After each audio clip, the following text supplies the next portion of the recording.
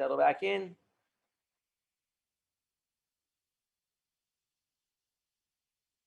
Yep. That's one yep for 200 people. Yes. Yes. Yep. Two, three, yes. Yep. Four, yes. Yes. Yep. Yes. Yes. Yes. Yes. Yes. Yes. Yes. Yes. Yes. We're all here. Yes. All right. Yes. So, matter, atoms, and elements. Right? So, the human body, actually, everything in the universe is composed of matter. The forms are solid, liquid, gas. Matter is composed of atoms. The atoms are the smallest particles that exhibit the chemical properties of an element. So, an atom of oxygen, an atom of carbon, hydrogen, nitrogen, calcium, phosphorus.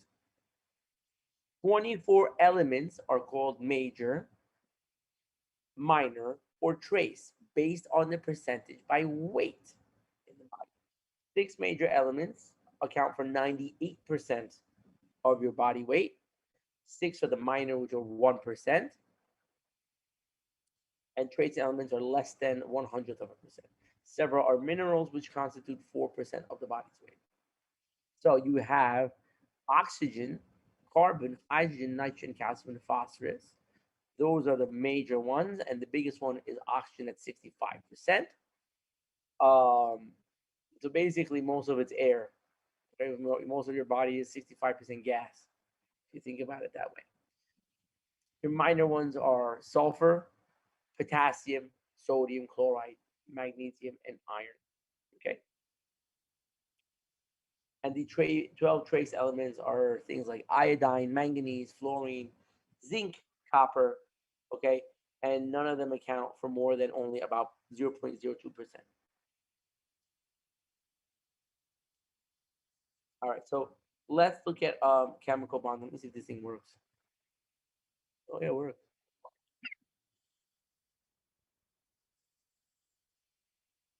The outer shell of many atoms, hydrogen being an exception, holds 8 electrons. Atoms that have an outer shell containing 8 electrons are considered chemically stable. We often say they fulfill what is called the octet rule.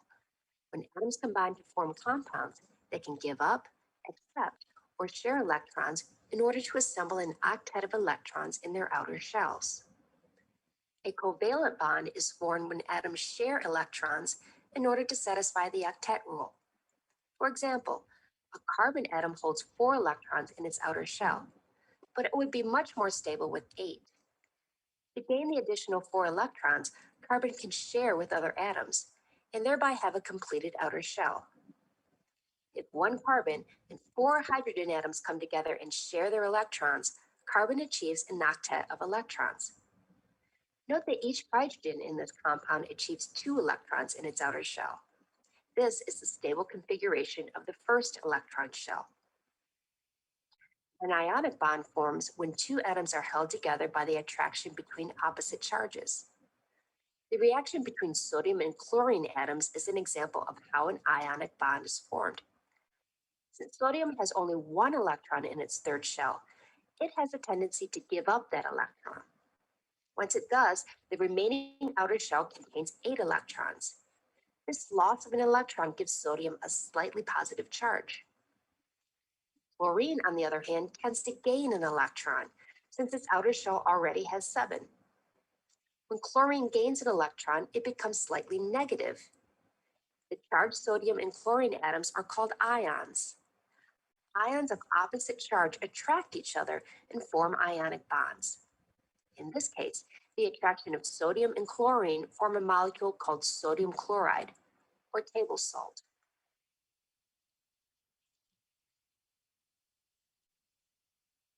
All right. The same one we just watched. The outer shell of many atoms, hydrogen Ah, it's the being same an one we just exception. Oh, what are chemical compounds? Most elements exist in your body as part of a complex with, or part of a complex with most other atoms based on the chemical properties. Chemical compounds are stable associations between two or more of the elements combined into a fixed ratio. For instance, H2O, right? Two hydrogens and one water are classified as ionic or molecular. An ion is an atom or group of atoms, positive or negative in charge. Ionic compounds are structures composed of ions that are held in a lattice structure. So they're kind of held in a basically like in a square shape, in a lattice structure. Um, and these ions are pretty much a very these ionic bonds are extremely strong. Okay, you have cations and anions that may bind together in ionic bonds.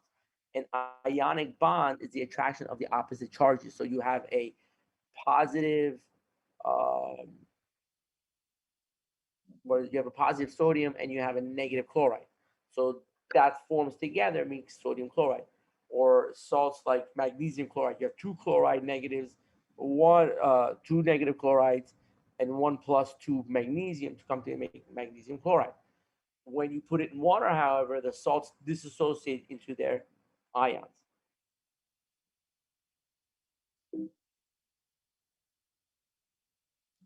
Most elements exist in your body as part of a complex with other atoms based on their chemical properties. Chemical compounds are stable associations between two or more elements combined in a fixed ratio. Classified as ionic or molecular, an ion is an atom or group of atoms, either positive or negative charge. Again, we're going to say that again.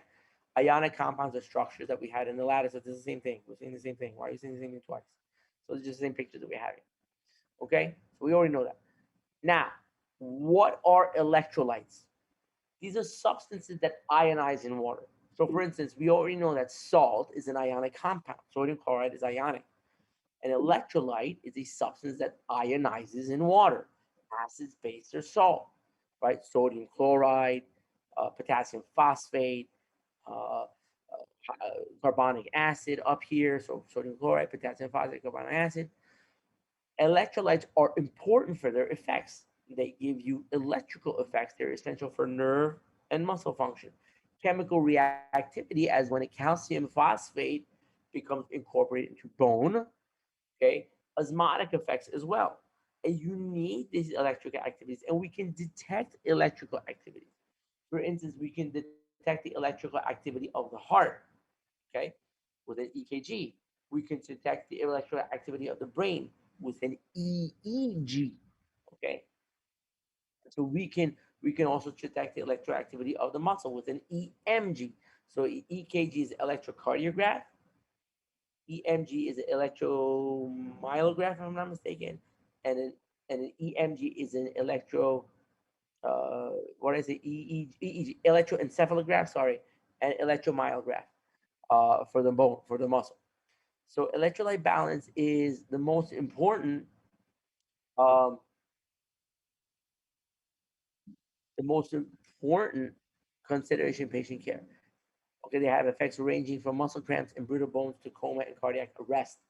So yes, so you can have uh, too much potassium in your blood can cause your heart to stop. Um, uh, too much, too little calcium in your blood and in your urine, too much calcium in the urine can cause kidney stones.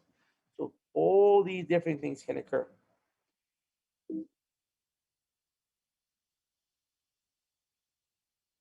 A covalent bond is different. A covalent bond is formed when atoms share electrons. Not that one gives one to the other. For instance, sodium chloride, the chloride gives, I'm sorry, the sodium gives its electron to the chloride. In this case, you are sharing the electrons in the outer shell. So for instance, here, the hydrogens share each other one electrons with each other. Here, the oxygen shares electrons with the other oxygen. So H2, O2, this is what makes them stable. Okay. Carbon, for instance, four elements of the human body form covalent bonds: hydrogen, oxygen, nitrogen, and carbon. compounds of carbon, most molecules are composed of two or more different elements, termed molecular compounds. Okay, so carbon dioxide, uh, different. You have different types of isomers to do, and isomers are they're made up of these elements, but these elements have a little bit of different. They're the same structure, have the same property, but sometimes they weigh heavier. The carbon might weigh a little bit different, or for instance, in water, you have what's called heavy water, where the hydrogen is a little bit more. It weighs a little bit more than our normal hydrogen that would be. It's called tritium. So there are isomers that have different chemical properties. This is ethanol, right? This is ethanol. This makes for ethyl alcohol. So types of covalent bonds. Atoms in covalent bonds may share electrons equally or unequally. You have non-polar versus polar covalent. So polar bonds, basically on a spectrum of unequal sharing. If we're talking about, you have ionic, which there's no sharing at all. Which, like we said, you have the sodium ion, and it gives its electron, and that electron is in the chloride cloud. You have non-polar, okay, where basically it's shared evenly between the cells. You share it evenly, and then you have what is called uh, uh, polar bond or polar covalent, meaning that one of the cells kind of takes the cells. One of the atoms will will keep the electron close to itself more than the other atom would. Okay, it doesn't mean it'll keep it all to itself, but it kind of pulls it a little closer to itself. Another thing is you have molecules that may also be what are called polar, and polar molecules that have that charge differential, meaning one side of the molecule is more, let's say, positive, the other side is more negative. The polar molecules are hydrophilic. Does anybody know what hydrophilic means? Likes Likes water. water. It likes water, right? Non-polar are hydrophobic. Can anyone tell me something in their kitchen? Tell me something in their kitchen that is non-polar and hydrophobic. Oil. Very good. And they have amphipathic, which is kind of both. Um, I guess you can think of it this way. What would you have that would be? I guess you would say that would be I can't even say the word amphipathic in some ways. Soap. Soap, very good, very good. Soap, right? That's why soap, one side it attracts water, the other side attracts greases and dirt, and you can get rid of it.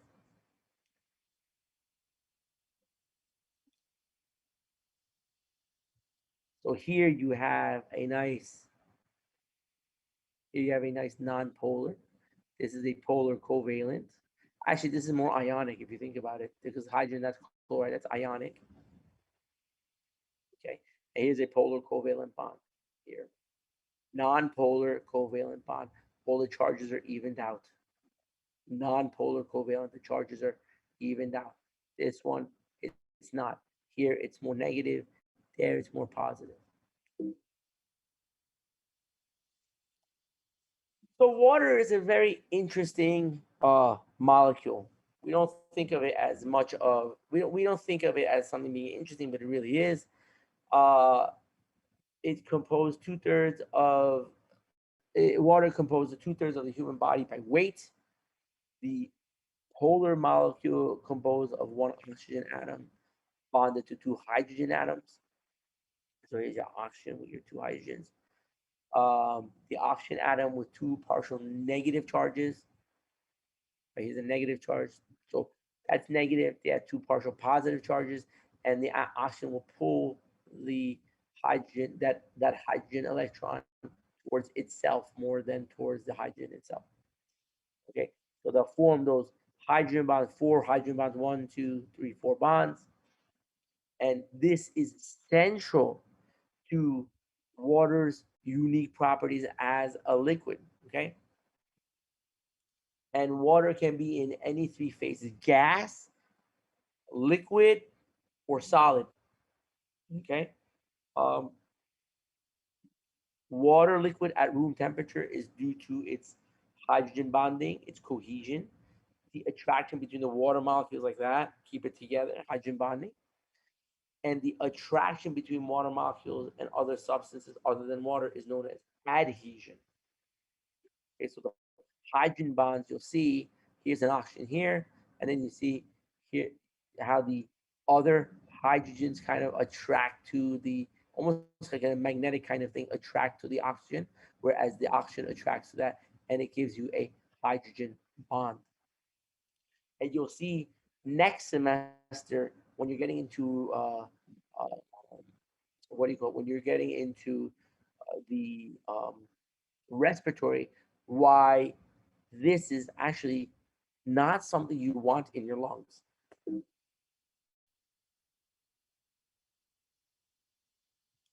All right.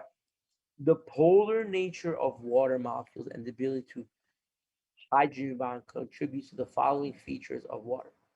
It has a high heat capacity, meaning water it has an ability to absorb and retain heat. Okay, it can absorb and retain heat. It has high specific heat, meaning the energy needed to raise the temperature of 1 gram of water by 1 degree C, meaning that it takes more energy to heat up 1 gram of water by 1 degree than it would, let's say, dirt. It has a high heat of vaporization, the heat required to release the molecules from a liquid phase into a gaseous phase. And so sweating is a great means of cooling the body because of that high heat evaporation. And all three contribute to what's called thermal regulation in the system. Surface tension is the inward pulling of those cohesive forces on at the surface of water. Okay. And this is what I'm talking about is that in your lungs, you don't want that surface tension. It causes the lungs inside to collapse. It won't let them open up. Okay. You have what are known as surfactants, kind of like a soapy substance that fills your lungs that breaks apart this surface tension. Okay. And so the adhesion and cohesion are water properties that affect every water molecule on Earth, and also the interaction with water molecules with other molecules and other substances as well. So, for instance, like this is about cohesion here. Here is that surface tension that I'm talking about. See how this is a, I think it's called a what? A water skimmer, I think it is. So you can see how it's right there. The legs just, the water is actually sustaining the bug on there. Now, I have a question. Let's say you had this bug in a little tub in your kitchen. How could you make it sink without touching the bug? It's in a tub, there's water in it, and this is running across the water. How would you make it sink? You Agitating the water. drain. No, you can't touch the water. You cannot agitate it. You can't do anything to it. There's only one thing you can do, but you can't You add touch it. soap? Add soap. What does soap do to? Soap is a surfactant. It's gonna break the tension, and that thing goes sinking down. See how evil I am? Actually, the next time you cook something, especially in oil, you put water in it, you'll see that kind of watery, oily mix. If you add a drop of soap, you'll see all the water, just the surface tension break apart.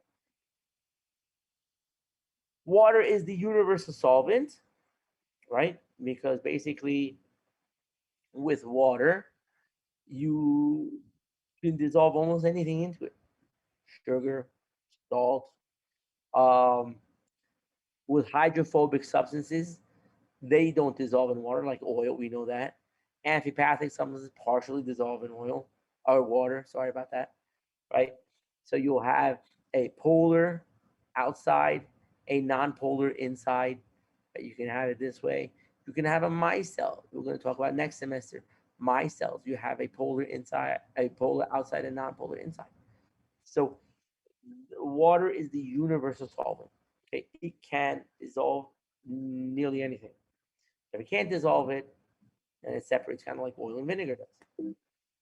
So why is that important? Well, water mixtures, if you mixtures are formed from combining two or more substances. It consists of a substance called solute mixed with a more abundant substance, usually the water, called the solvent. So you'll take the solute, let's say it's whatever is salt, and you pour in the solvent, which is the water. Substances mixed are not chemically changed. So meaning that salt water, neither the salt's properties change, the water is a property change. You can boil off the water, you get the salt crystal back. Okay. So basically, the properties don't change, and you can separate them by physical means. Right. So different types of mixture: a suspension particle size is greater than 100 nanometers. A colloid is 1 to 100 nanometers. A solution is less than 1 nanometer. Okay. Suspensions are cloudy, colloids are cloudy, and the solution is clear. Right. Suspensions, for instance, blood cells within plasma or sand in water does not remain mixed unless in motion and it scatters light. Colloid, a protein of a size of 1 to 100 nanometers. So the cell proteins and proteins in blood plasma remain mixed when not in motion, and they also scatter light. Solution, sugar water, um, it's homogeneous mixture of materials smaller than 1 nanometer. And then you have an emulsion, which is a water and a non-polar liquid. Oil and vinegar salad dressing is an emulsion.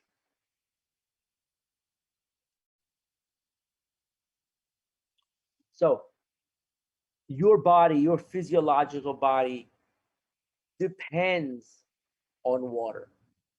Okay? It will depend on water. Solubility is the biggest one. You dissolve a remarkable amount of organic and inorganic molecules in the blood. It kind of makes you wonder. One drop of blood has so many different chemicals and compounds in one drop of blood, and all that is dissolved in water.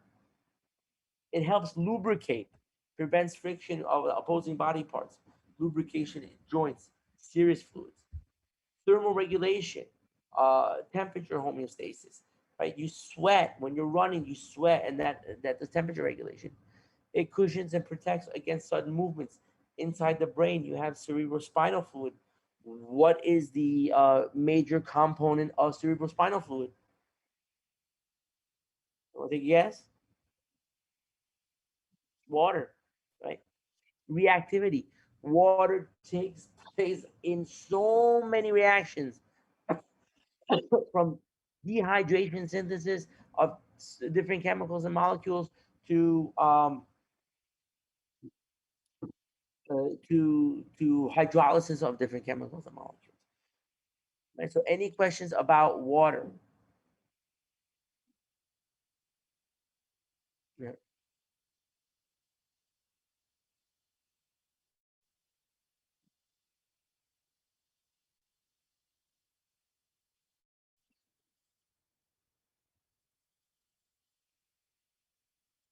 When water dissociates, it breaks apart into an equal number of hydrogen ions and hydroxide ions. In contrast,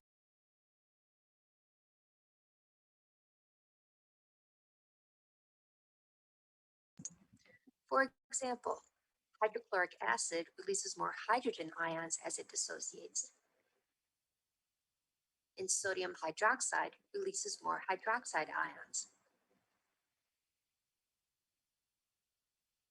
Depending on its concentration of hydrogen ions versus hydroxide ions, a substance can be classified as either an acid or a base. The pH scale measures how acidic or how basic a substance is. It ranges from 0 to 14, with 7 being neutral. When a substance has a pH of 7, like water does, it releases an equal concentration of hydrogen and hydroxide ions. When a substance has a pH of greater than 7, it's classified as a base and releases a greater concentration of hydroxide ions. The more hydroxide ions that are released, the more basic the substance is. Bases tend to feel slippery and are often used as household cleaners. Milk of magnesia and ammonia are both common bases. When a substance has a pH of less than 7, it's classified as an acid and releases a greater concentration of hydrogen ions. The more hydrogen ions that are released, the more acidic the substance. Acids tend to taste sour. Lemon juice, stomach acid, and coffee are all examples of acids.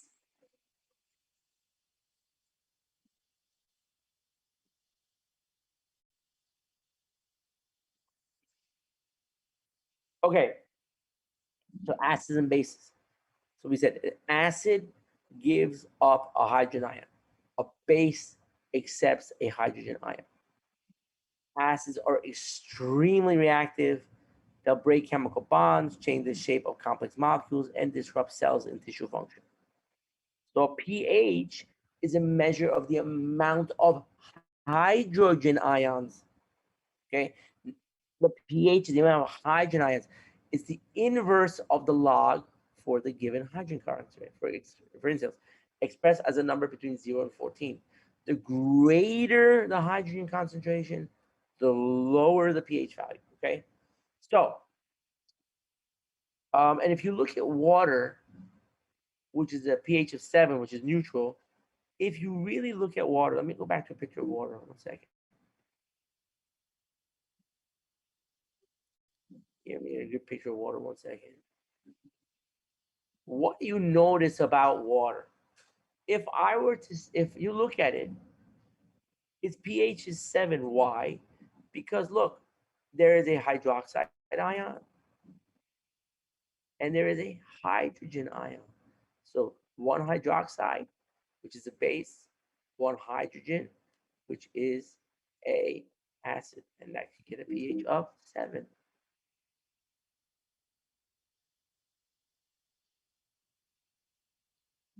Okay.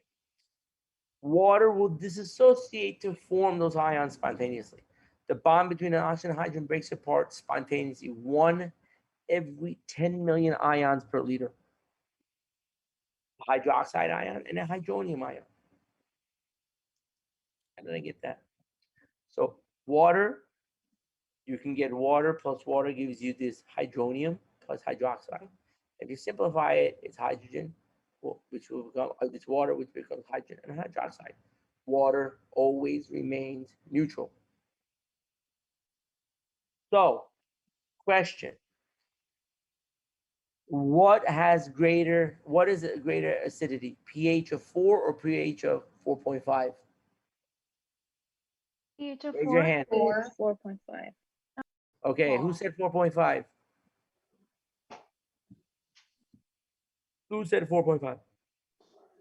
Hello? Oh, sure, they say 4.5. Now they don't want to raise their hand. Remember, the lower the pH number, the higher the concentration of the hydrogen ion. So pH of 4 is higher than it has a higher a hydrogen concentration than a pH of 4.5. Now, pH levels are extremely important. And in our blood system, you have a pH that was only between 7.35 and 7.45. So that's a happy medium, 0.10. Any deviation up or down, okay, will disrupt the physiological balance of the system. So you have what are known as buffers.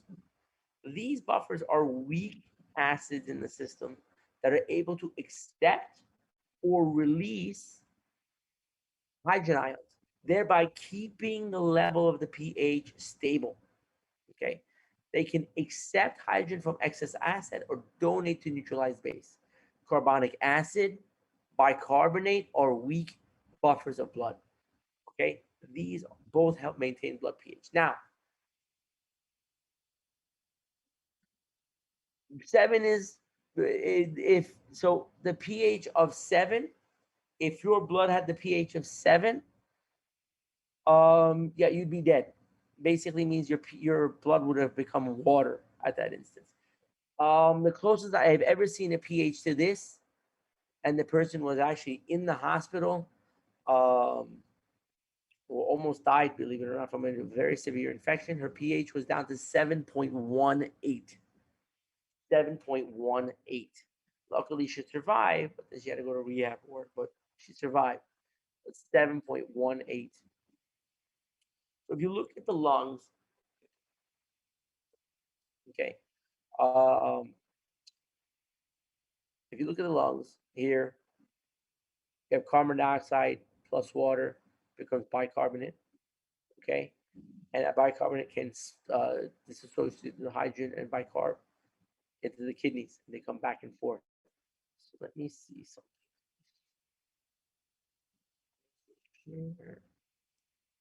Where am I going?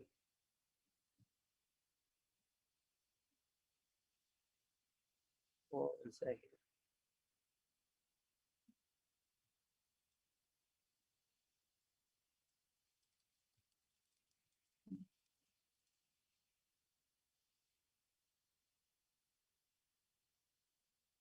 Here, let's watch this. Let's learn about the bicarbonate buffer system. So, Blood is maintained at a hold on, you can't see it. We can't see. I know you can't see it. Give me a minute. I thought I was being thinking. Hold on, hold on.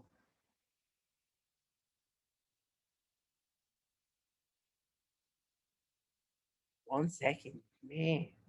I didn't hear you guys. So Let's learn about the bicarbonate buffer system. Blood is maintained at a narrow range of pH, which is between 7.35 and 7.45. Serious problems result from blood that is too acidic or alkaline.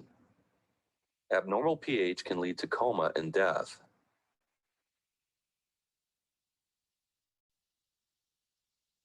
One of the ways by which the body maintains the blood pH is through buffers. The most important buffer in the blood is the bicarbonate ion buffer. Before we see how it works, let's review a little bit about acids and bases. Acids are molecules that tend to give up hydrogen ions. For example, hydrochloric acid dissociates into hydrogen ions and chloride ions. As a solution's hydrogen ion concentration increases, its pH goes down, making the solution more acidic. Bases tend to combine with hydrogen ions, neutralizing them to form water.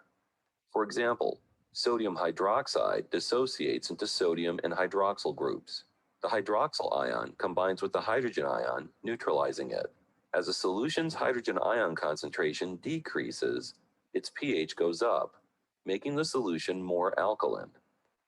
If there are too many hydrogen ions, or an increase in hydrogen ion concentration in the blood, the bicarbonate ion combines with the hydrogen ion to form carbonic acid.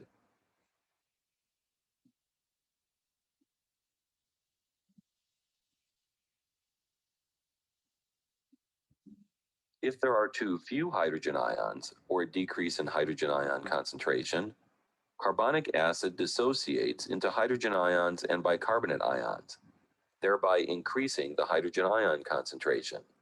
We can use this equation to illustrate how an increase in hydrogen ion concentration, or acidosis, causes the reaction to move toward the left, which promotes the formation of carbonic acid. Likewise, a decrease in hydrogen ion concentration, or alkalosis, causes the reaction to move to the right, promoting the dissociation of carbonic acid into hydrogen and bicarbonate ions. In addition to buffer systems, the respiratory system also works to maintain pH. For example, if blood becomes too acidic, respiration rate increases in order to rid the body of carbon dioxide. A subsequent decrease in hydrogen ions occurs. Likewise, if blood becomes too alkaline, respiration rate decreases in order to increase the hydrogen ion concentration. You could say that hydrogen ion concentration follows carbon dioxide concentration. I hope you've learned something about the bicarbonate ion buffer, and see you next time. one more thing I wanted to show you guys.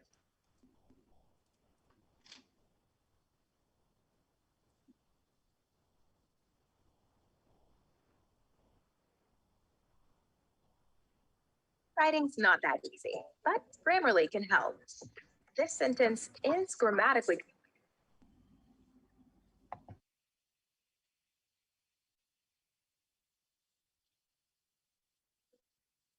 Life, as we know it, would not exist without water. Over 70% of the planet is covered in water, and our bodies are around 70% water. But why is water so important? The structure of a water molecule and the fact that it is capable of forming hydrogen bonds with multiple other water molecules simultaneously provides water molecules with some very unique characteristics.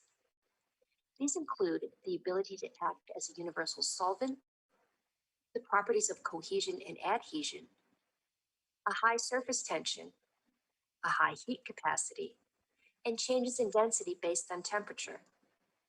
Let's take a look at each of these in turn. Water is often called the universal solvent, which means that many substances dissolve in it. Water's solvency has to do with the polarity and hydrogen bonding ability of water molecules. When a salt, such as sodium chloride, is placed in water, the negative ends of the water molecules are attracted to the positively charged sodium ions, and the positive ends of the water molecules are attracted to the negatively charged chloride ions. This attraction causes the sodium and chloride ions to break up or dissociate in water. Why is this important? Since our cells are mostly water, these solutions of ions and molecules allow chemical reactions to occur much more frequently, which is an important feature to allow organisms to respond to their environment. Water molecules are also cohesive and adhesive. The hydrogen bonds in water cause water molecules to stick together, a property known as cohesion. Polar bonds also give molecules an adhesive property, or the ability to cling to other polar surfaces. Why is this important? Well, water fills the internal transport systems of plants and animals. Because of these cohesive and adhesive properties, water allows for the efficient transport of nutrients and wastes within an organism. Water also has a high level of surface tension. Because water molecules at the surface are more strongly attracted to each other than to the air above, water molecules cling tightly to each other. The surface tension of water explains why it beads up on waxy surfaces and why water-striding insects are able to walk on the surface of water. Water has a high capacity for heat. What this means is that the many hydrogen bonds that link water molecules let water absorb a large amount of heat without changing its chemical state, for example, from liquid to gas.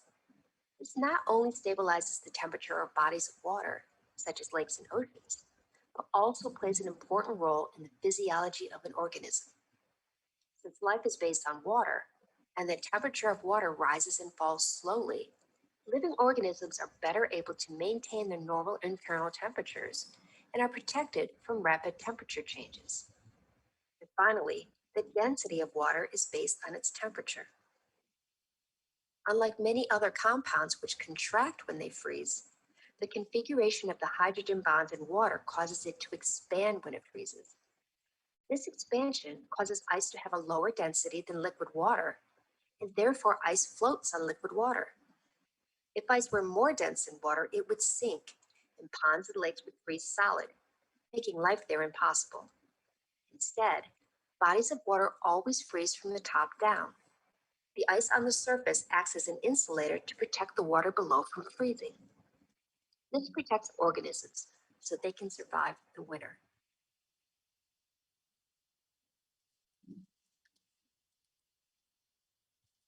People with eight. If there's anything good for you can watch here, I don't think there's anything. Okay. All right. Stop sharing that. Let's start sharing this. Okay. So So let's look at organic molecules. Molecules that contain carbon and hydrogen, or anything that are known as organic molecules. Most are components of living organisms. Biological macromolecules, biomolecules are a subset. Lipids, carbohydrates, nucleic acids, proteins. Okay, they have a carbon skeleton and may contain two or more atoms with specific characteristics. Termed functional groups. Those are the characteristics of functional groups. Most are these functional groups can be polar and able to hydrogen bond. Some acting like acids, like a carboxyl group. We'll talk about that. Um, Others are acting like bases. Okay. If you look at their inorganic molecules, which are all other molecules that don't contain carbon and hydrogen, and we said we have these carbon skeletons that can contain two or more atoms with specific characteristics. So what we can have, for instance, here, here is a carbon molecule has a hydroxyl group. It's polar, forms hydrogen bonds, and increases the molecule solubility in water.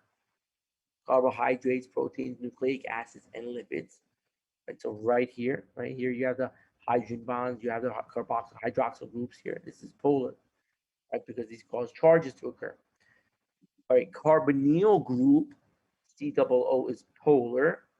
It forms hydrogen bonds, increases molecular solubility in water. Carbohydrates, nucleic acids, acetaldehyde has that as well. You have carboxyl or carboxylic group. It also makes it polar. It forms hydrogen bonds, increases the molecule's solubility in water. So this increases the solubility in water on this side. Yet, however, you have a large, this is the polar side, but you have a large fatty acid chain, which is the non-polar side. You'll see why that's important soon. You have amines. Amines here are polar. This is a polar one here. Forms a hydrogen bond, increases the molecule solubility in water as well. Proteins and nucleic acids have it. Phosphate groups, you'll see large phosphate groups. Adenosine triphosphate.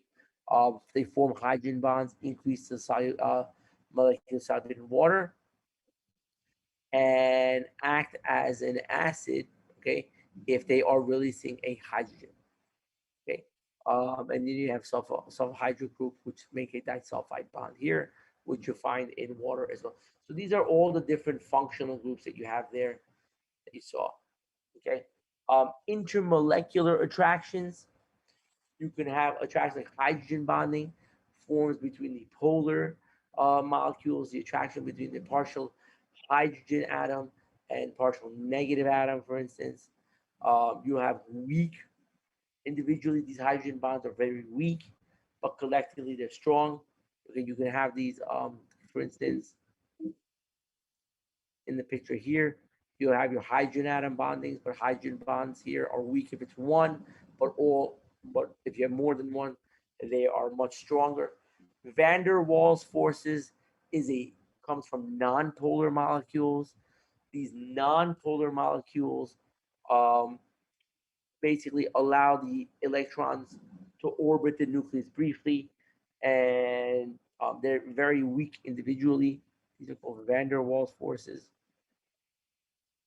Um, and then you have hydrophobic forces, which are non-polar molecules placed in a polar substance. So, like if you talk about this, going back to the hydrogen bonding, for instance, DNA. The reason it has that the helix, double helix shape is because of the coiling that occurs.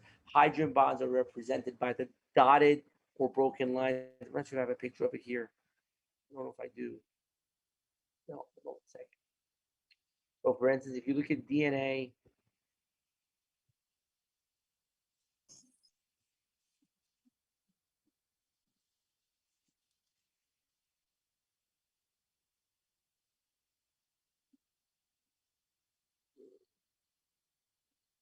it's a good picture that you can see it. Oh, I know you didn't see it yet. There you go.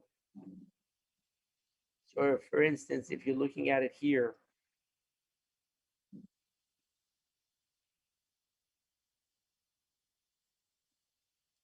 Okay, if you look at this picture right here, here's a hydrogen bond here. So there's a hydrogen bond here. Hydrogen. So these hydrogen bonds are what are the forces that keep the DNA molecule together. Okay, they keep the DNA molecule together.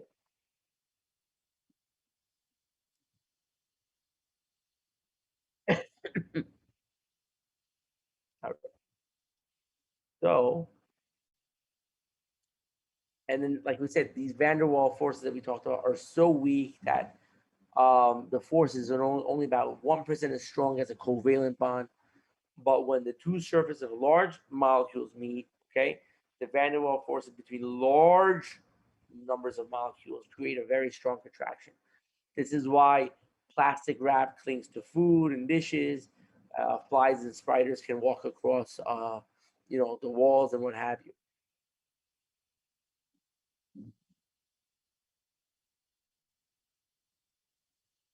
All right. So let's talk about some macromolecules, molecules that are made up of repeating subunits, termed monomers. Monomers are identical or similar to the chemical structure.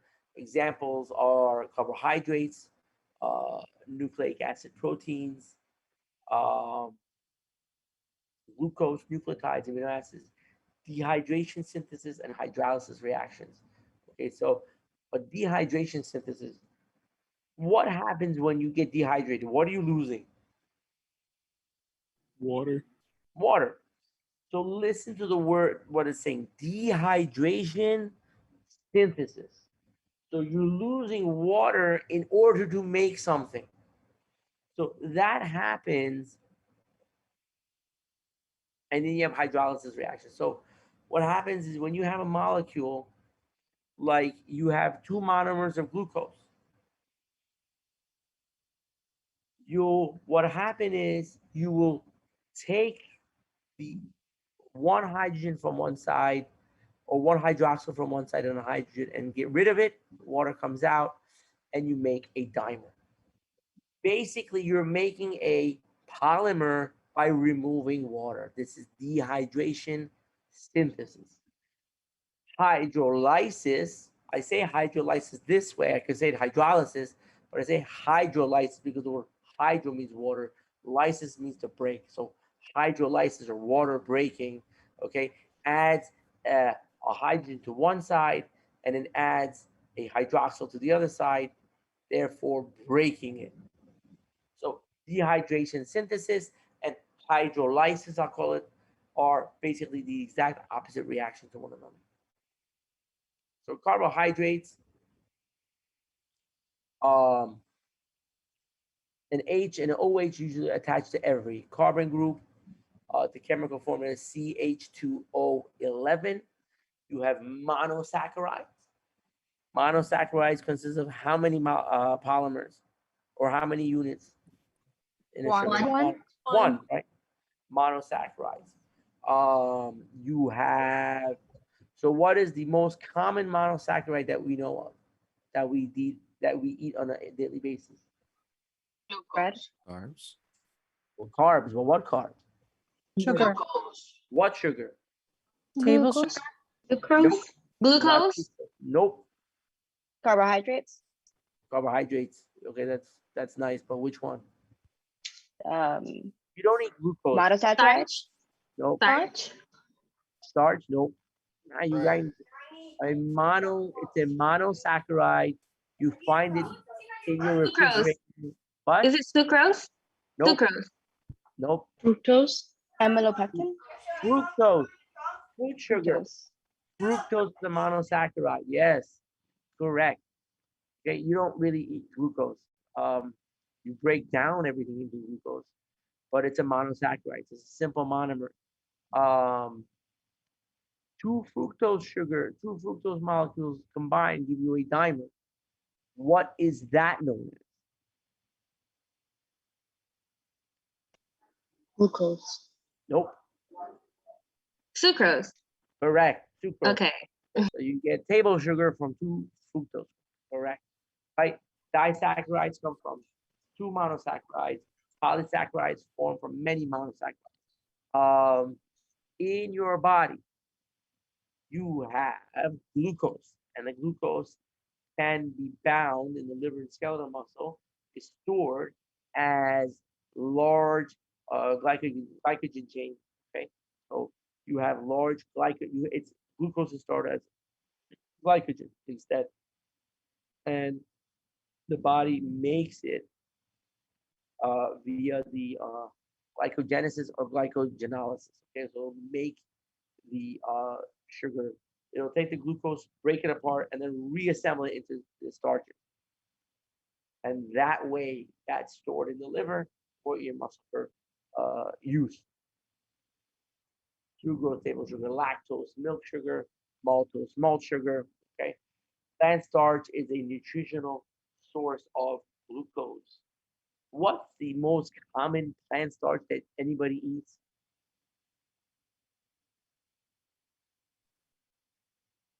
It is very common, and it was in short supply last year during the pandemic. The corn syrup. Cellulose. Oh, cellulose, no. Say it again. Fiber. What is the most common? What did I say? What is the most common? What did I say? What is the most common? Plant starch. Starch, plant starch. Potato. High fructose corn syrup. Ketchup. No. Pizza. Oh, you're going to do Flour. something simple. Flour. Correct.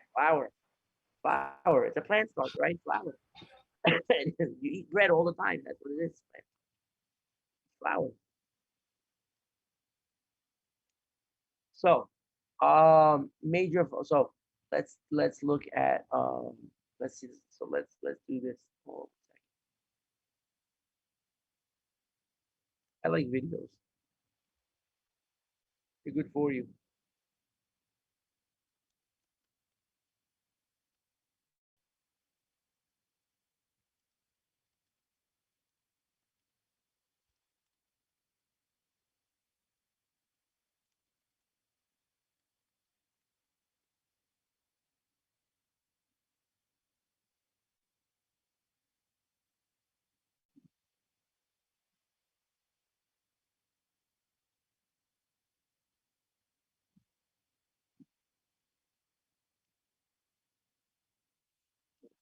Dr. Rogers, we're ready for. One second.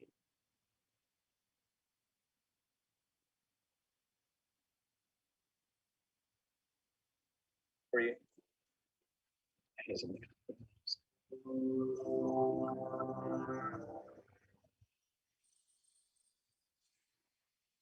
These has the least carbohydrates, this roll of bread, this bowl of rice, or this can of soda? It's a trick question.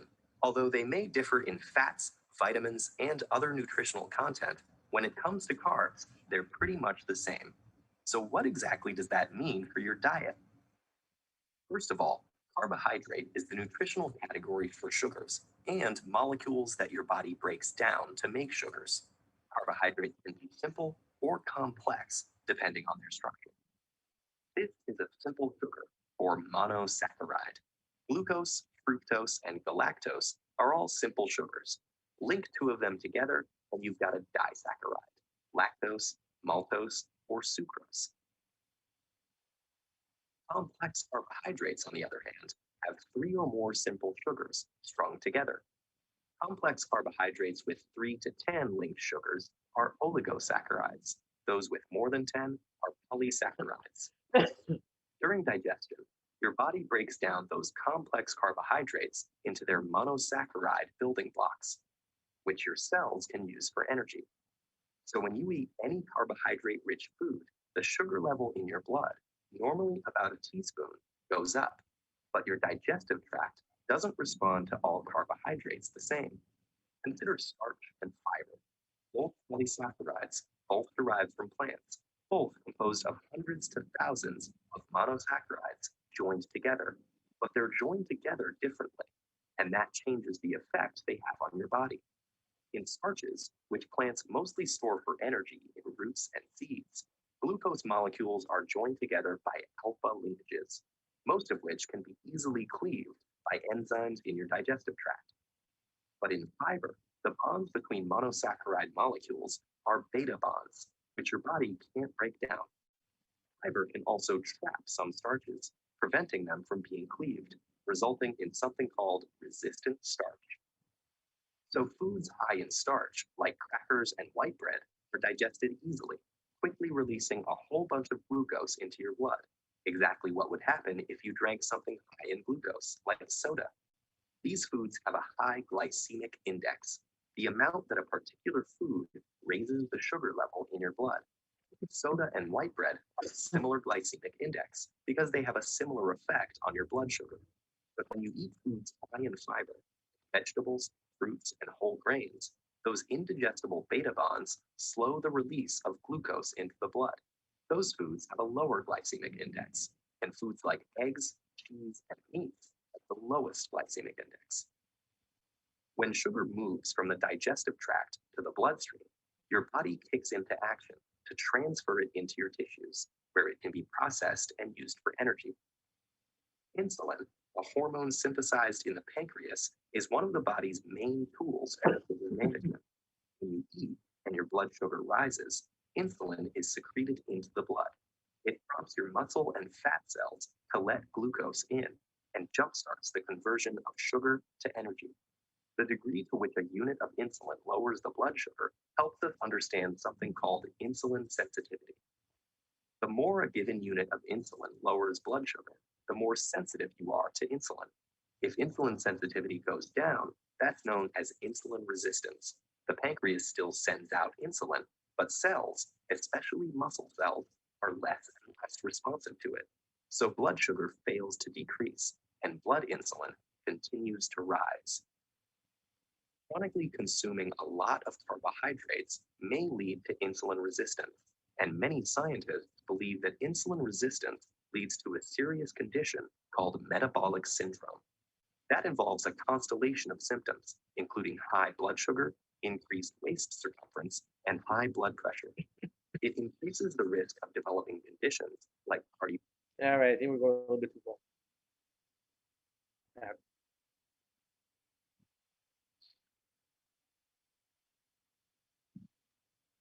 So, so some of the major functions are oxidation. It provides energy with short-term energy storage in glycogen. Glycolipids, okay, are linked to lipids, and these glycolipids are membrane components, structural components in certain parts of the cell. And glycoproteins are the same thing. They're linked to proteins and they function in cell-to-cell recognition. And proteoglycans, which are cell adhesions, lubrications to support filler of some tissues and or organs. Lipids, okay, your fats. There's a diverse group of fatty hydrophobic. Remember the hydrophobic compounds, fats, oils, waxes. The non-polymeric, and they are less oxidized than carbs. 1-to-2 ratio, and they pack a lot more energy. Fatty acids vary in length and saturation. Saturated versus unsaturated versus polyunsaturated fats. And there's a difference. Saturated means that the entire area is linked, all the chains are linked with hydrogen. Unsaturated, 1 or 2 chains are not. And then you get a kink into it. Polyunsaturated means more than 2 or 3 carbon bonds are not saturated with hydrogen bonds. So the less saturated, the more liquid it is at room temperature. Okay, triglycerides is the most common form of lipid in living things. And adipose tissue is where you have energy storage, thermal insulation, cushioning, and protection. Also stores lipid soluble compounds, vitamins, toxins. The body can make or break. You can actually store by lipogenesis, storing fats, or in times of need, when you're trying to lose weight or anything like that, you can break it down. Most animal fats are saturated, meaning it's solid at room temperature. Most vegetable fats are unsaturated. They're usually healthier, but they can be converted to saturated fat through hydrogenation.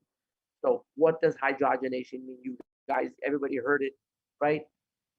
They say hydrogenated, partially hydrogenated cookies or hydrox, whatever the name of the cookies are, hydrox, I think. What does that mean? They take oils that are unsaturated and through chemical processing, they saturate it, making it more solid at room temperature. So let's see what some of the functions of lipids are.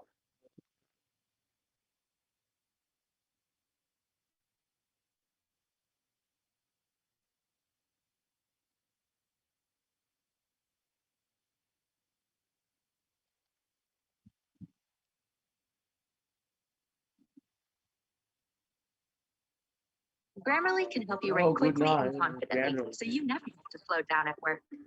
Stay on top of.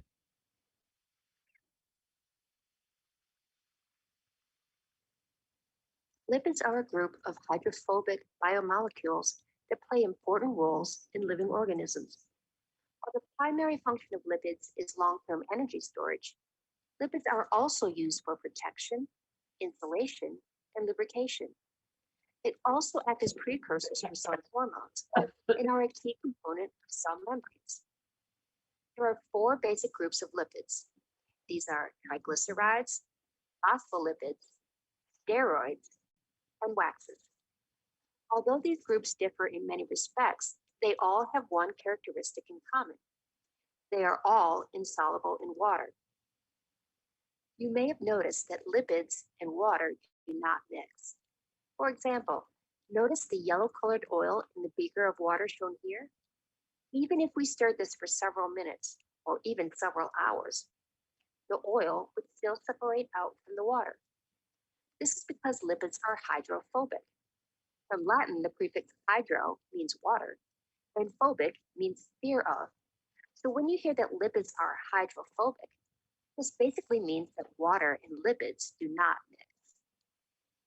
Let's take a closer look at the category of lipids known as triglycerides.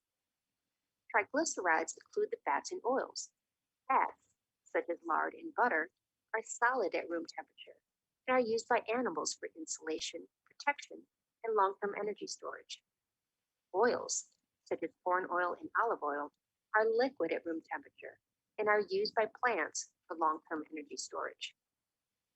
At the molecular level, triglycerides contain two types of subunit molecules, glycerol and fatty acids.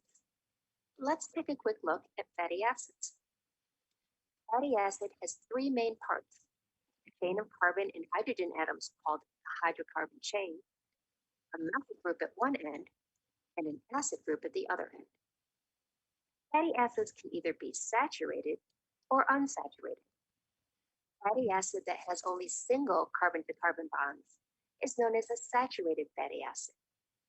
This is because the carbon chain is saturated with all the hydrogen atoms it can hold. Unsaturated fatty acids have one to seven double bonds. Double bonds result in kinks in the fatty acid chain, which affects the melting point of the fat. Animal fats have saturated fatty acids and are solid at room temperature, while vegetable oils have one or more double bonds and are liquid at room temperature. A trans fat is an example of an unsaturated fatty acid where the hydrogen atoms are on opposite sides of the double bond. Trans fats are usually formed during the production of processed foods and are also common in partially hydrogenated oils. In order to increase shelf life and melting point of the fat, excess hydrogen atoms are introduced to an unsaturated oil. This causes the formation of trans fat bonds in the fatty acid chain. Unfortunately, the consumption of trans fats has been associated with cardiovascular disease, and its use has fallen from favor. Now that you understand a little bit about fatty acids, let's zoom back out and look at how the triglyceride subunits fit together. Remember, fatty acid is only a small part of a triglyceride. To become a triglyceride, three separate fatty acids have to bond with a glycerol molecule through the process of dehydration synthesis. Let's move on to the next category of lipids, which is phospholipids. Phospholipids are similar to triglycerides in that they contain glycerol and two fatty acids. What's different is that a phosphate group, rather than a third fatty acid, is attached to the third carbon of glycerol. Phospholipids are extremely important, mainly because of their unique properties in regard to water. The phosphate head of the molecule is hydrophilic, or water-loving. This means that it mixes well with water. The fatty acid tails, however, are hydrophobic, or water-hating, and do not mix well with water. Because of these unique properties, phospholipids tend to arrange themselves so that only the hydrophilic heads interact with the watery environment, and the hydrophobic tails crowd inward away from the water. This structure is the major component of plasma membranes of the cell. Steroids are the next category of lipids. Steroids are composed of 4 fused rings of carbon to which different functional groups are attached.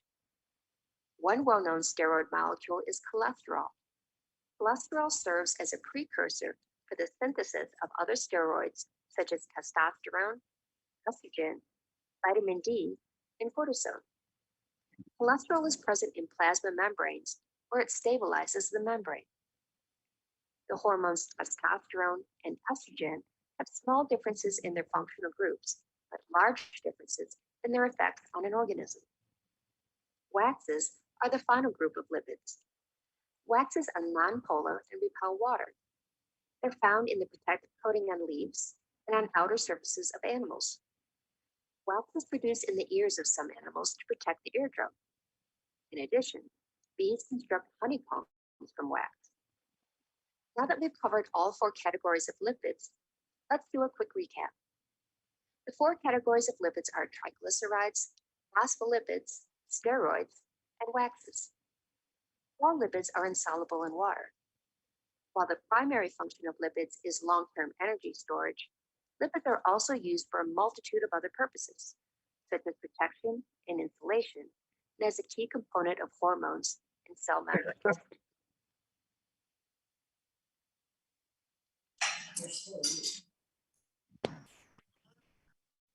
The truth is that Hollywood's elite actors can get ripped while adding 12, 15, even 20 pounds of muscle in just a few weeks because they follow a long forgotten and suppressed by the fitness industry secret that was used for generations of bodybuilders and athletes before steroids were even invented. I get further and further in. By the time I hit the 90 days, I had lost right at 30 pounds and my jeans were falling off of me. I have great results. I thought it was one of you guys in the class. I'm like, who's talking?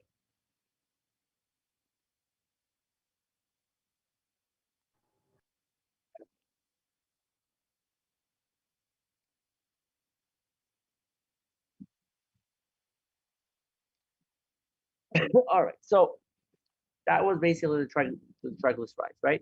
So we talked about the triglycerides there. That's energy storage, adipose. Then we have the phospholipid groups that you see. You have two lipid chains, and a phosphate molecule. Right. So you have this phosphate area is polar, while these areas are non-polar, and they are responsible for making your lipid lipid membrane. Again, the steroids, you also have stabilized membranes. And cortisol makes progesterone, estrogen, testosterone, bile acids. All right, so these are those ring structure that you have in the system.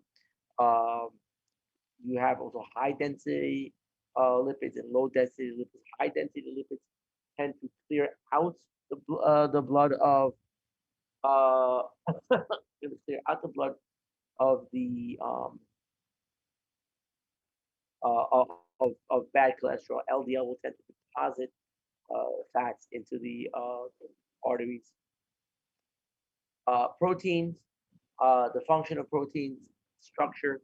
You can have proteins are more diverse function than any other molecule. They can do structure, they can do membrane transport, communication, such as you have cell adhesion, keeping things together.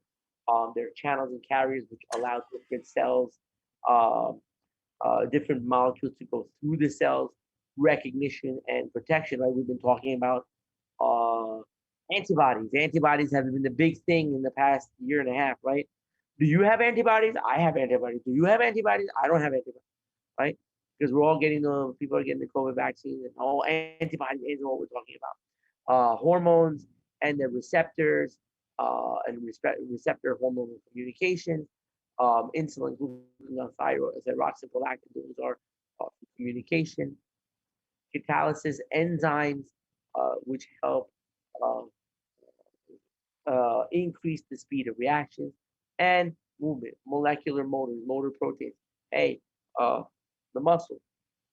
All of this is, all of that is protein.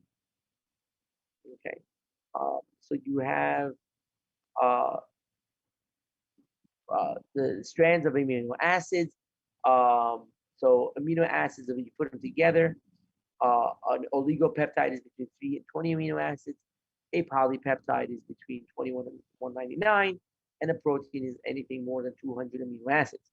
Proteins are composed of one or more strands of monomers, right? There are 20 total amino acids. I want you to know all of them. And I want you to know they're polar and they're non-polar. You're going to see the picture coming up soon. They have an amine and a carboxylic acid functional group, and they're both covalently linked.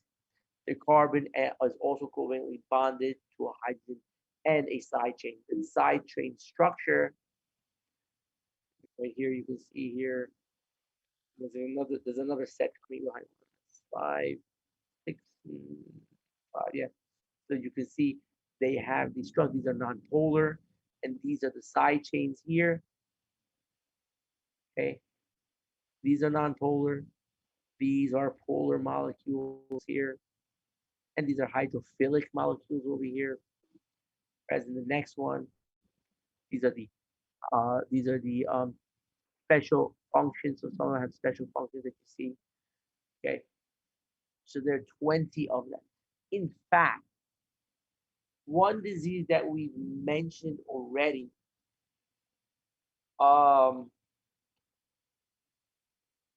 there is a change in one amino acid from a valine to a glutamine or glutamate, and that change has a serious impact on a person's blood, and the person can get. And this person who has that valine to glutamate, valine is non-polar, glutamate is polar.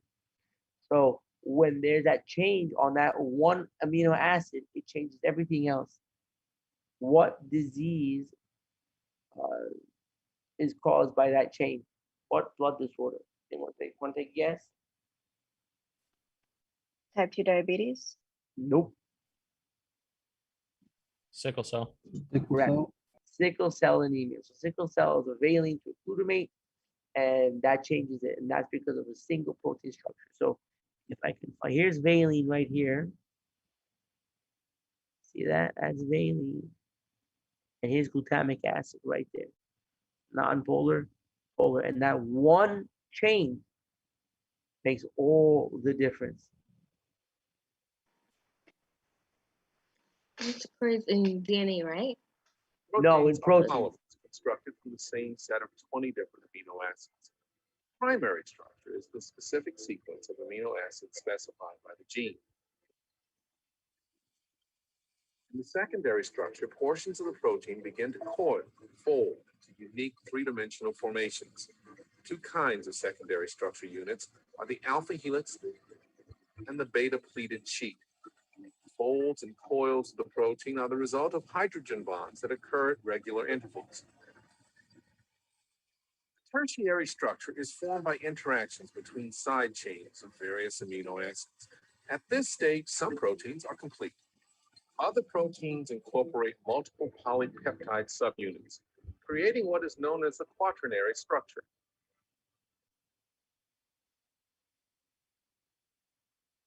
Protein. So, so you have different. So proteins fall into different structures. You have the primary structure, which is the linear sequence of your amino acids, valine, glutamate, and what have you going through. So that's just the primary structure. Okay, it gives the unique characteristics. The secondary structure has two types. You have an alpha helix, where it will basically like a helix coil in itself, or what is called a beta pleated sheet, which is a sheet. This is the picture over here, alpha helix or beta pleated sheet. From that point, you can have a tertiary structure, a final three-dimensional shape. So either the alpha helix will bend up upon each other, or the beta pleated will twist upon each other and give you a tertiary structure. From there, you can take tertiary structures, put them together, and you can get a quaternary structure. So that's when you have, which is present in proteins with two or more polypeptide chains.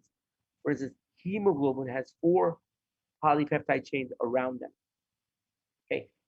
Going back to the secondary structures, there are intermolecular interactions, hydrophobic interactions with nonpolar amino acids farther from water, hydrogen bond between the polar R groups. So these hydrogen bonds, like we were talking about, these hydrogen bonds cause the alpha helix, and then from there, or the beta pleated chain, and then from there, as it's bending and twisting, it also causes the other tertiary structures at the end of it. So give it its final shape, right? Protein's ability to change shape, whether an amino acid is classified as non-polar, depends on the absence of an amine group in its structure, presence of a hydrocarbon in its R group, or the absence of a carboxylic acid in its structure, or a hydroxyl in its R group. So that's classified as non-polar.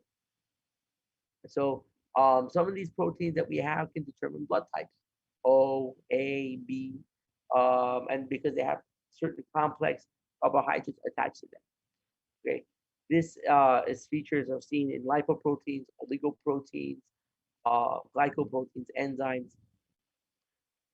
Right, so all that can occur within proteins. One thing about proteins are they can get denatured, right? So the conformation will change and they get denatured. For instance, what is the most common denaturing that's occurred on an everyday basis on this planet? It's done almost every morning. And it starts out in the refrigerator. What protein do you guys denature in the morning? Eggs. Eggs. Eggs. The albumin in the eggs, right? The albumin in the eggs. You crack it, and then it changes it completely. Okay, it's completely denatured. Okay.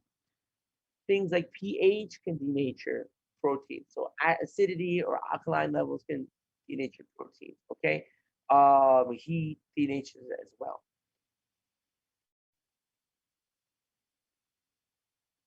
Nucleic acids, last but not least, macromolecules that store and transfer genetic information. It is very, to me, it shows you the power of just simple molecules and simple elements that we were talking about.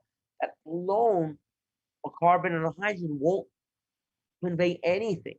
But when you put them all together, they give you nucleic acids, which give you information. This micromolecule stores and transfers genetic information. So these molecules, these atoms, literally have in them the information of what you look like and all the different processes that are going on in your system at any one time. Okay. Two classes are DNA and RNA, deoxyribonucleic acid, DNA. RNA is ribonucleic acid, both are polymers of nucleotide monomers. They're linked by a phosphodiester bond. Okay. And you have 5 types of nitrogenous bases. You're going to see them in a minute. There you have single ring and double ring bases. And here's what the differences are. If you look here, the pyrimidines are cytosine, uracil, actually cytosine in DNA is cytosine, thymine, adenine, and guanine. So A to C and G to T. In RNA, because it's single-stranded, it's cytosine, uracil, guanine, and adenosine. Okay. And that gives you the differences.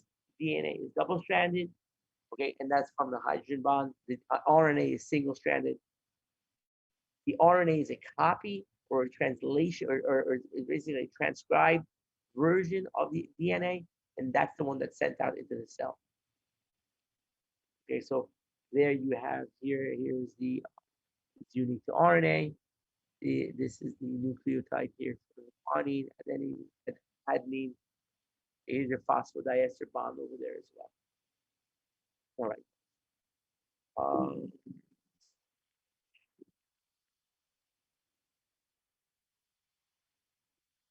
All right. Any questions?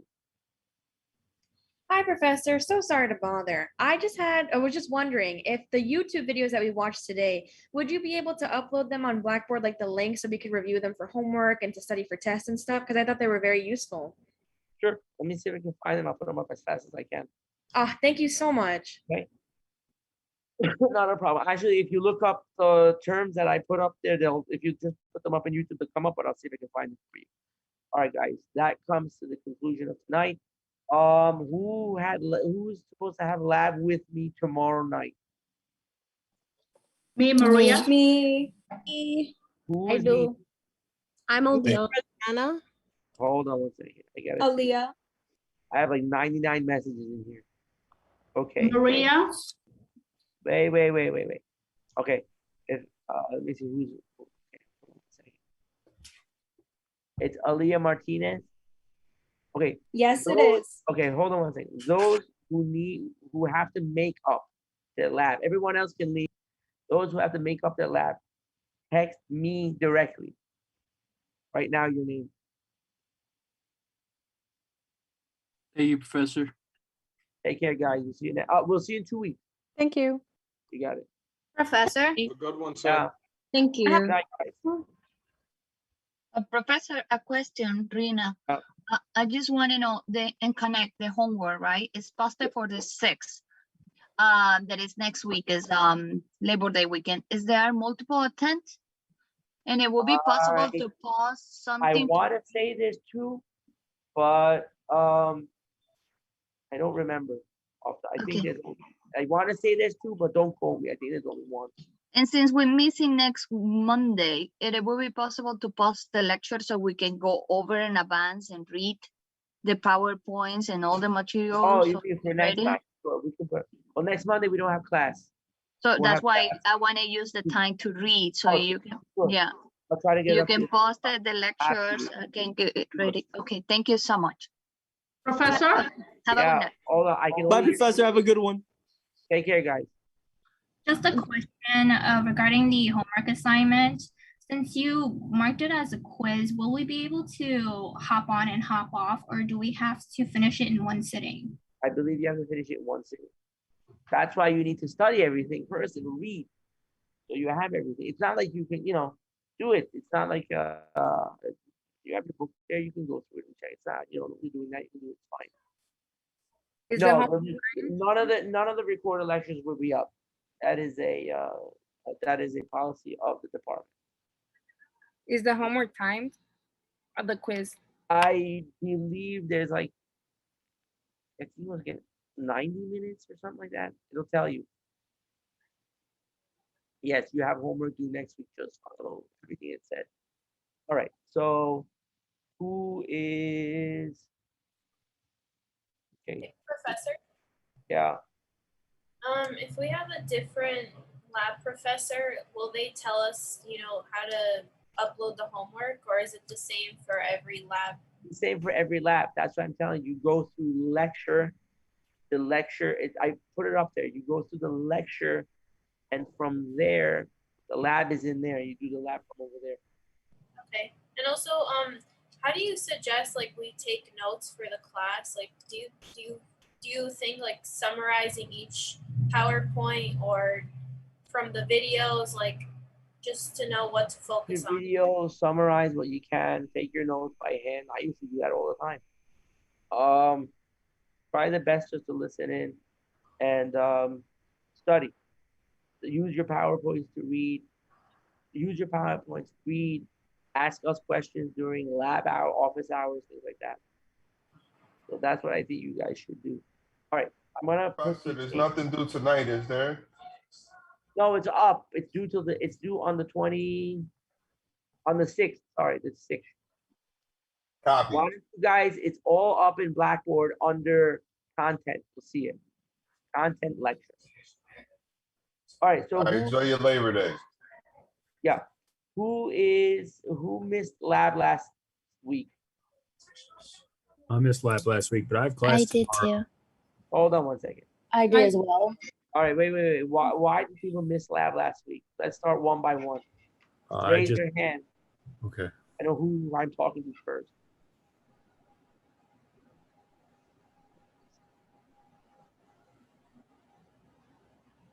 Somebody's clapping. Why are you clapping? I don't know. That's what I used to raise my hand usually in class. How do you? How else would you? Clapping. Do it? Oh, clapping. Jonathan. Jonathan Minasco. Yeah, can you hear me? Yeah, I can hear you. Okay. So So I found a different link to a McGraw-Hill Connect access code. Would you mind if I shared my screen so you could see and confirm that it's the correct thing? Go ahead. All right, second. Share screen. Here we are. Share. All right, you able to see? So it's the direct code, and you get it for 500 days is what it says. And I converted it out of Canadian dollars. It's $80. I mean, is that from? Well, you should use the link that I have. I don't know. I'm not sure. I can't tell you. All I know is you'd have to call them up and ask them, hey, is this the same thing or not? I have no idea. Okay, I'll try it out, and if anything, I'll send you an email so you can let other students know. Listen, I would probably tell you to follow the link that we have. I've done this before with other classes, so I'll just try it out, and if it doesn't work, you can always get a refund from this website. I've done it before. Yeah, but the problem is in that, then it ends up becoming having to upload everything from one area to another. So it becomes a pain in the butt. Oh, no.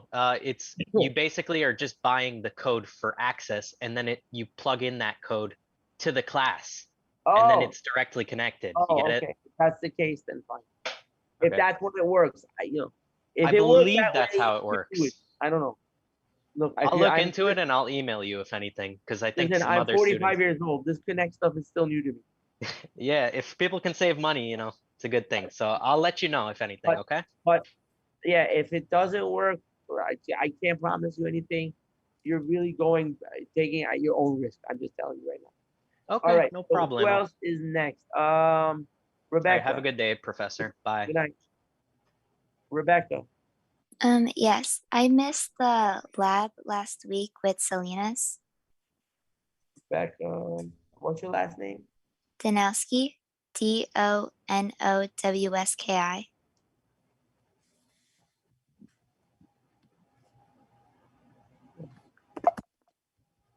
All right. Who else? Maria. Professor, I don't think I miss class because it would be Tuesday, right? Tomorrow. You're with me tomorrow. Yes, the first class is tomorrow. Is that right? Yes. Okay. All right. And I see you tomorrow then. Thank you. Andrew. Me too. I think I miss the first lab. The first lab is orientation. Well, who's Professor? Andrew? Yeah, no, Razaz. Hold on one second. Hold on. Who I have you? I am Razaz, R-A-Z-A-Z. Oh, Razaz. So, the first lab. Your lab? I think my lab with Dr. Miller. Today I had lab. This is the first lab is orientation of the body. Were you in lab today? Yeah, today I had lab in the morning. You're fine. You didn't miss anything. I didn't miss. I had confused. I think this is the second. No, you're fine. This is the first one. That's okay. Thank you, Professor. Have a good day. And Andrew Walgerman. Yeah, I have lab with you tomorrow. I just want to. So I'm you're fine. All right, cool. All right, everybody else. We're all good. Hi, Professor. I wanted to ask because last Wednesday, did we have a lab then? Because I think I was did I miss it or? Yes, if you say, did you miss it? You must have missed it. Okay, because when I was trying with the Zoom link, it just wouldn't work for me for some reason. Look, Oh, find out tomorrow. I think tomorrow afternoon. But you don't have to be with me. I think also tomorrow afternoon there's lab too. okay. I'm not mistaken. I'm mistaken. Okay, I just wanted to make sure so in case I like Wednesday, Tuesday. Yeah, Professor Das, Rebecca Danowski, you can go with Professor Das tomorrow from 1:40 to 4:30 as well. Okay, got it. Thank you. So she has one tomorrow too. Okay? Okay, thank you. All right, everybody. Have a good night. Oh, Professor. Yeah, that's fun. Yeah, I also missed the lab on Wednesday. Can I show up to the one tomorrow? Tomorrow there's two of them. There's one on Tuesday afternoon or Tuesday evening. Mine is at 6:30 at night, just like this one. The other one is with Professor Das at 1:40 in the afternoon. So who's just asking me about that? Sorry, Professor. Me too. Is the body orientation the first lab or the second lab? What? Today I had lab with Dr. Miller, but I think You're it's the done. first lab. You have no more lab this week. That's your lab. Your lab is always on Mondays. That's your first. We don't have lab on August 25th, yeah? This is the first lab today. Your first lab is Monday. Every Monday you have lab. That's it.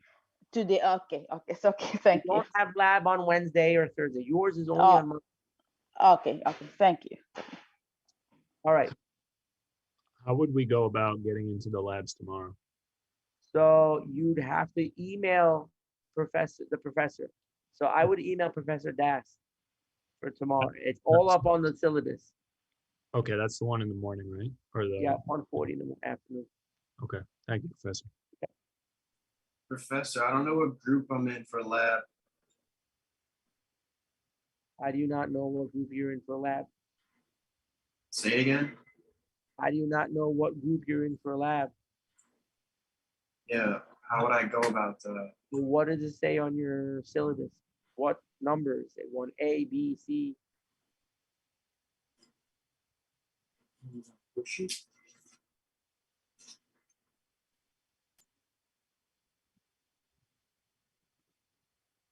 You have to look on your schedule and it'll tell you. While you're looking. Leora, what's your question? Hi, Professor. I'm coming back with the same question that I had in the beginning of the lecture. I wanted to ask you if you can write out the meeting ID and the passcode for the Zoom. For the lecture Zoom? Yes, for this Zoom, I just wanted, I'm asking for like the meeting ID and the passcode for this lecture Zoom because it's just more convenient as opposed to going to Blackboard every single time that we have class and clicking on the Zoom. It's just more convenient if I have the meeting ID and the passcode written in my notebook. Why? For me, it's just more convenient that way. Click on it. You can just click on the thing and come in. What's the difference? Can you just please write the meeting ID and the passcode in the chat, please? It would just be more, it's more convenient for me that way. I understand for some people clicking on having the link on Blackboard. I just prefer to have the meeting ID and the passcode. Yeah, but the only problem I have with these passwords is once it's internet, some schmuck is gonna Zoom bomb us. I'm not in the thing with that. Just leave it the way it is. I know you, but I'm gonna leave it that way. I don't want to put the passcode out. Then I have to. It's gonna mess up everything, and then just leave it the way it is. How will it mess up everything? Just trust me. Leave it the way it is. Don't ask. Just trust me. Leave it the way it is. Just click on the link, and you'll be in. Right. Have a good night, everybody.